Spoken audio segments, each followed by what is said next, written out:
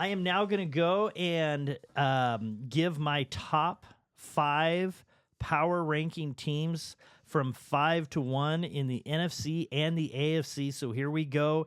At 5, I have to be objective and say, after watching, we're only going off 1 week, but I have at 5, I have the Tampa Bay Bucks. After what they did, what Baker did, he threw 80% completion is hard to do. If you're about 64%, which is a lot of times what these quarterbacks are, they're mediocre at best and they don't make it. You get up to 67, 68, you're great. I mean, that's the difference.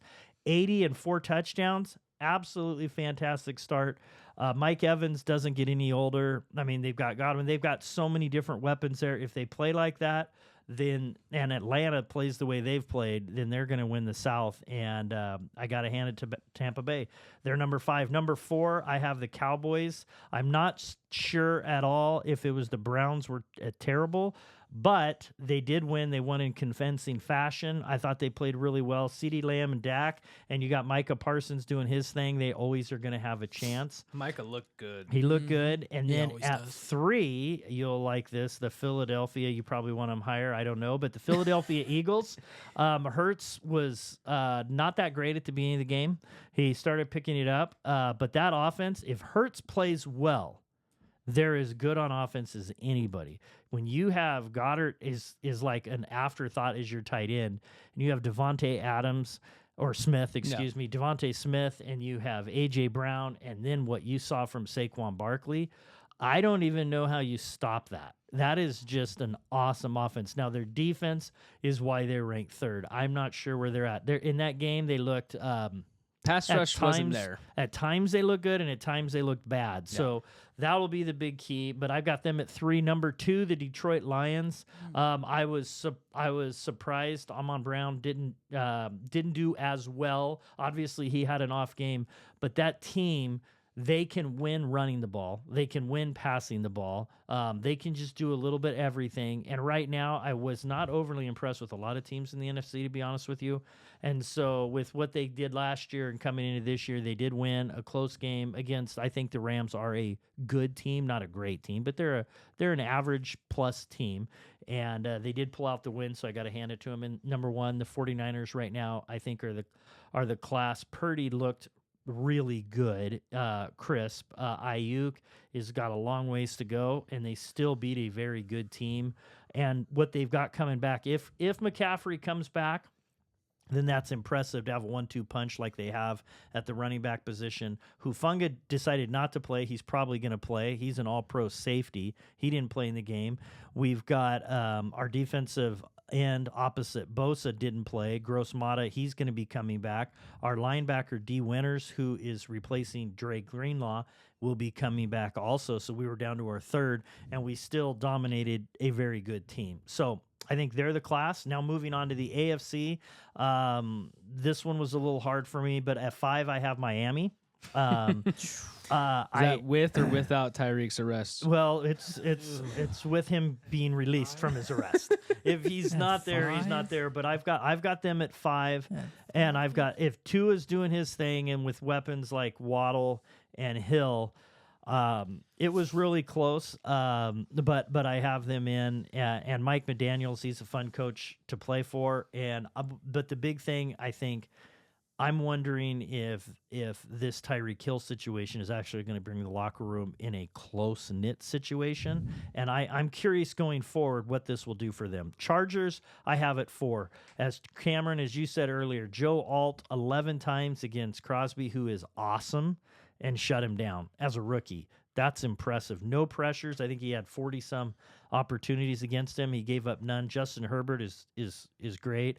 Dobbins ran for like 135 yards. And then McConkey came in as a rookie and got a TD. They play physical. Jim Harbaugh wins close games. He knows how to do it. So I have them at 4. The Texans I have at 3. C.J. Stroud with Diggs, Nico Collins, Joe Mixon, Dell. They've got DeMac Ryans, the coach. What they've done from a turnaround standpoint is crazy in a short time.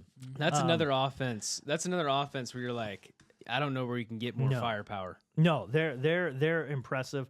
The Ravens, at times I was nervous for them because of their offensive linemen. I'm worried about them, but I have them at number 2.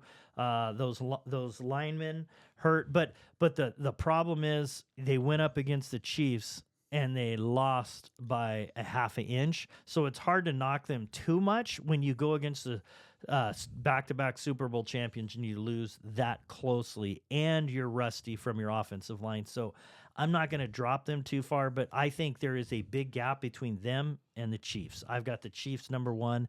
The defense looks really good. Worthy looks like Tyreek Hill light. I mean, he's not Tyreek Hill, but when you have that speed, Kelsey had one play in the game. He had a couple catches. When you can win without key players like that, and Pacheco, they just got a little bit of everything. But I think I think they have the best quarterback in the league. They have the best coach in the league, and I think they have the best defensive coordinator in the league. And when you have that and you have a solid team, tough to beat. So what are your guys' thoughts on those? What do you agree with? What do you disagree with? Your thoughts? Why don't you go Cam first? The only thing that I was going to say, I was also going to talk about the 49ers and the Jets. They did not have Sauce Gardner. The Jets didn't. Yeah, he played. No, he didn't. Yeah. Did he? Yeah, he played. Oh, yep. I didn't see him. Sauce played, and Sauce came in right off the bat and had Purdy threw a perfect ball. It was one of Ayuk's drops, but he had it, and Sauce made a nice play on it. Oh, yeah. I did not see him. Yeah. No. Yep. Never mind. Yeah. My bad. That's okay. That's all right. So. Yeah, I would put the Dolphins. I would probably put the Dolphins and the Ravens swapped, just because. Okay. The Dolphins just have so much more ceiling, and I think the Ravens are at their ceiling. I'm a little concerned about the Ravens ceiling. I think I'm worried about both those teams. I could see them flopping. I could see that. But that would be my only totally change. fair. And I thought that way too. I was really not impressed with the Ravens, but then in the end, when you see it comes down to a half an inch against the Super Bowl champions, it's like, okay, how far down are they? Because they're as close as they can be. So it was kind of hard to. Yeah, but I also don't Again, I'm not wanting to boost my team because I'm not one of those people. But I also didn't feel like we were playing at 100%. Yeah. I felt like we were definitely kind of... And the Ravens wanted that. The Ravens wanted that. Bad and worked really hard and still missed the mark. Yeah. So, I don't know. That's just me. And there was no pass offense. It was strictly just Lamar doing whatever he could to get yards. And that's not going to last for long.